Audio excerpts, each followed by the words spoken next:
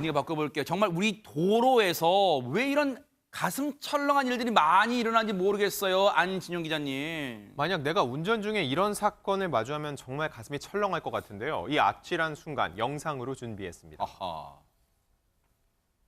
지난달 25일 전남 나주입니다.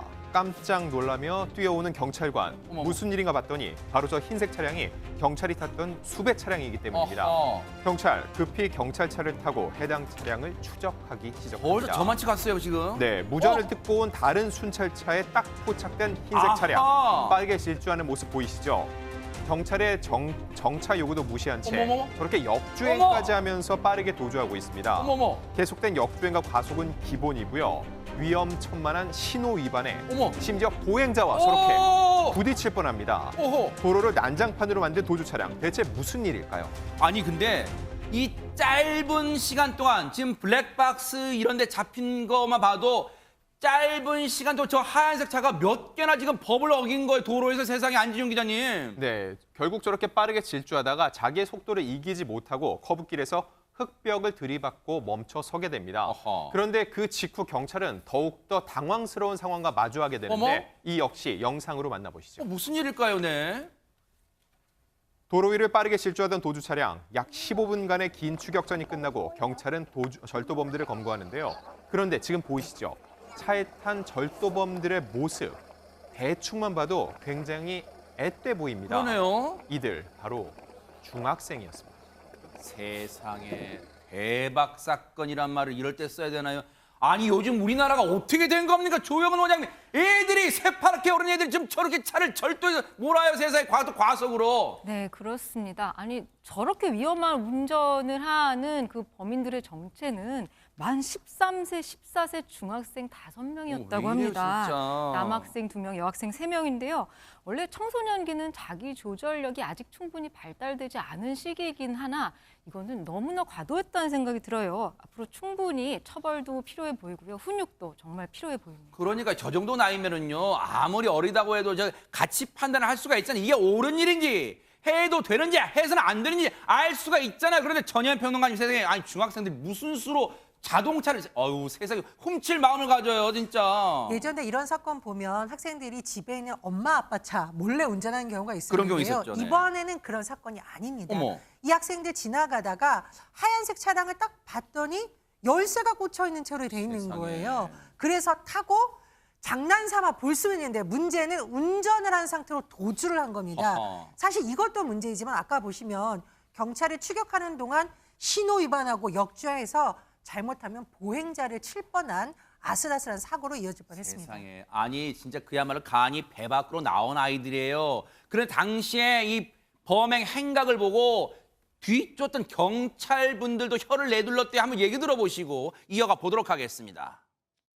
시내 구간에서 차량을 발견하고 신호 위반과 역주행을 반복하면서 약 한 120km 정도로 도주하고 있는 상황이었습니다. 수배 차량이 더욱더 속도를 계속 높이다가 결국 좌커브길에서 제 속도를 제어하지 못하고 벽을 들이받고 멈춰서 다행히 다치지 않고 용의자들을 검거할 수 있었던 것 같습니다. 물론 처벌만이 능사는 아닐 수 있어요. 하지만 이 아이들이 우리 그런 말 있잖아요. 바늘 도둑이 소도둑 되기 전에 이 아이들을 정말 현실이 그리고 사회가 만만치 않다는 따끔한 훈육을 좀 해야겠어요. 네, 우선 사고 안 나서 천만 다행이다. 맞아요. 네네. 한순간의 실수로 돌이킬 수 없는 끔찍한 사고가 날 수 있는 것을 모르는 것 같습니다. 아하. 운전 오래 한 사람들도 항상 도로는 위험하고 그쵸. 언제 사고 날지 조심스러운데 지금 무면허 운전에다가 정말 10대들이 이렇게 도로를 질주했다는 게 믿기지 않을 수준이고요. 부모님들이 각별히 주의를 당부하셔야 되지 않을까 생각이 드는데요. 일단 해당되는 제명만 뭐 절도죄, 자동차 관리법, 어머. 뭐 도로교통법 위반 뭐 등등등 처벌할 소지가 많은데 문제는 10대 5명이잖아요. 네. 이 중에 또 일부는 촉법소년이라서 이제 형사처벌이 안 되는 나이고 일부는 이제 다행히 이제 뭐 형사처벌 만 14세는 넘어서 검찰에 송치됐다라고 하는데요. 일단 보호처분이든 형사처벌이든 이 운전대가 얼마나 무서운지 훈육이든 지도감독 반드시 필요할 것 같고요. 네. 그러니까 내 인생만 망치는 게 아니라 이 차로 인해서 지나가는 사람, 지나가는 차량 받았을 때는 맞아요. 정말 큰 죄인이 될 수 있습니다. 남의 집 남의 인생 풍비박산 낼 수 있었던 그런 사건이었어요. 그런데 앞서도 얘기했지만요, 백성문 변호사님, 네.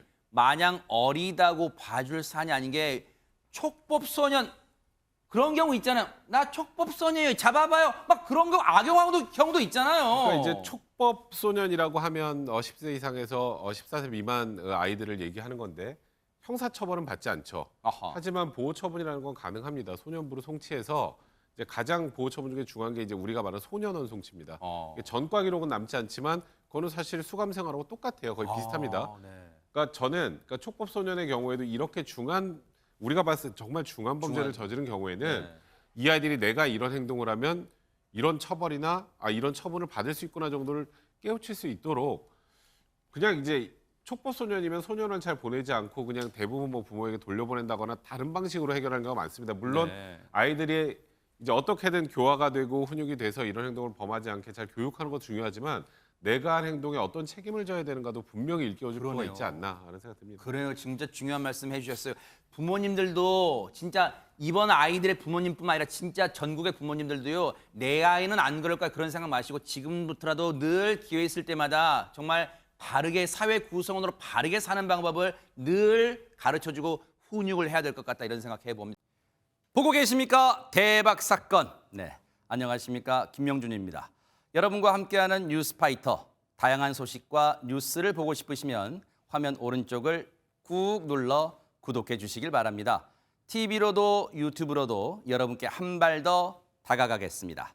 MBN 뉴스와 뉴스파이터를 사랑해 주셔서 고맙습니다.